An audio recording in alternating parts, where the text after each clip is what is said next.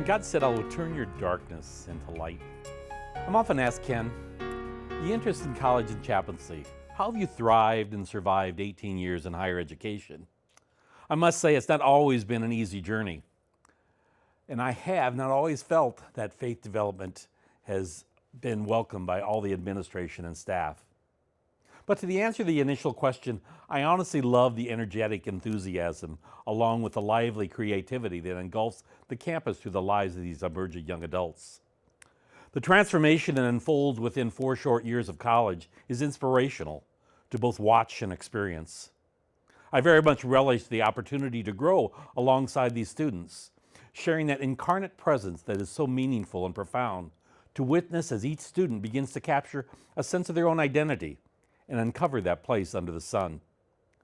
Secondly, I also appreciate the exploring dimension of faith development at this level, as these young men and women bring the wealth of their own experiences to encounter God in college setting and take ownership of what they believe.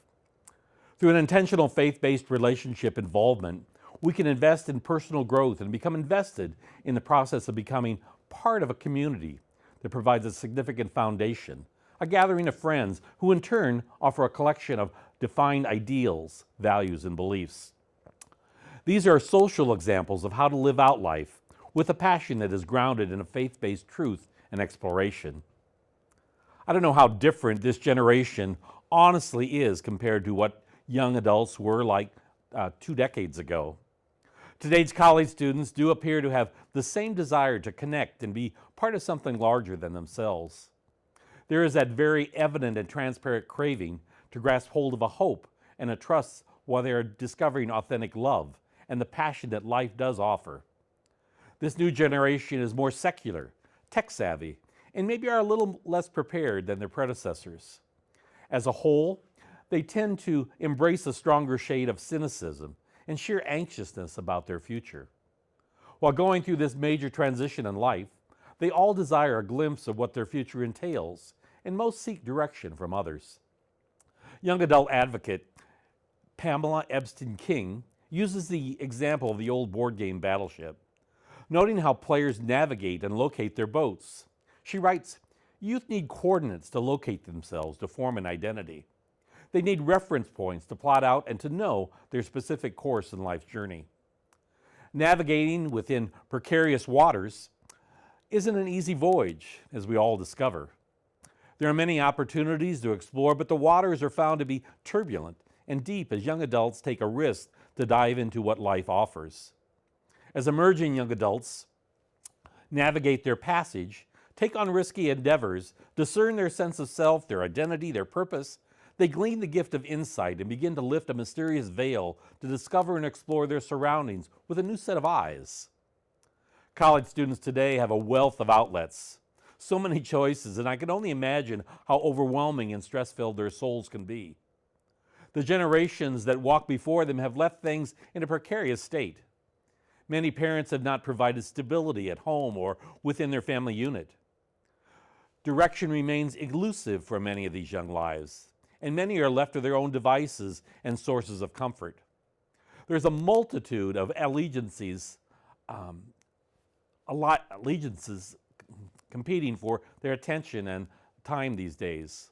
Lives are filled not just with an abundance of activities, but options to follow. Facebook, Instagram, Snapchat, Twitter, Pinterest, YouTube, and other social media vying for their attention. They're invited to follow, to like, to belong, and to view the experience so much. And in the midst of that chaos, it's hard to know who you are and to whom you belong when you are following and making those influential, not so healthy connections. These are only a portion of the digital and societal blasts that are shaping the character and ideologies of these young, impressionable lives. I have a personal passion beyond my profession that faith development needs to be planted in the lives of these emerging young adults, even though there may be resistance from many within the academic arena. The place of faith formation captures essential elements of ethics, morals, and principles that are seldom shared or exposed within the lecture hall or lab. The culture of higher education environment is an avenue to provide holistic student training. where students can capture the core values needed as they prepare for a world beyond the classroom. There's a need to immerse students into collaborative actions of service while they are plotting those pathways towards self-discovery. Through service to others, students can capture a glimpse of their own story, as well as the story of humanity and its struggle to uncover truth, claim justice, and seek peace. There's a vital need to be able to be confidently grasping hold onto something concrete and secure in their world. When students know what story they are part of, they can begin to discern and appreciate their role, moving forward in confidence. These individuals transform into mature adults. They can follow the servant of Christ example and align themselves with God's covenant, partnering in repairing the brokenness and alienation within all of creation. In that process of exploring faith and being invested in lifting up the lives of others, I believe these impressionable young lives can discover a profound sense of purpose and build a grounded faith. Working with this wealth of college students and endowed funds offered through campus ministries here at BVU, hundreds of students have waded into the waters through urban immersions, dealing with hunger and homelessness. Hundreds of students have taken spirituality retreats, alternative weekends of service, and captured a vast array of opportunities to offer hands-on service, exploring the world and life beyond their own front yards. Over 140 plus students have taken the risk to venture out on mission trips, traveling outside the borders of the United States, sharing both service and compassion to the less fortunate. Many others beyond graduation have ventured toward evangelism and involvement within community-based ministries, rather than gravitating toward the attraction of corporations and the desire to find happiness through wealth. Still others are involved in revitalizing churches through their leadership, honed and enhanced by their involvement in college faith-based organizations. As I reflect and allow transformation to happen in my own life, I believe this is what I've been invited into, that ultimate story of God's ongoing work in this world. When you and I find ourselves contributing to the greater story, we thrive. When we offer guidance, understanding, listening ears, and fruitful opportunities to stretch the imagination, lives will be transformed, and we'll carry on with mentoring and inspiring the generations that will follow in their footsteps. There's a time for everything. For everything there is a season and a time for every matter under heaven. A time to be born and a time to die. A time to plant and a time to pluck up what is planted. A time to kill and a time to heal. A time to break down and a time to build up.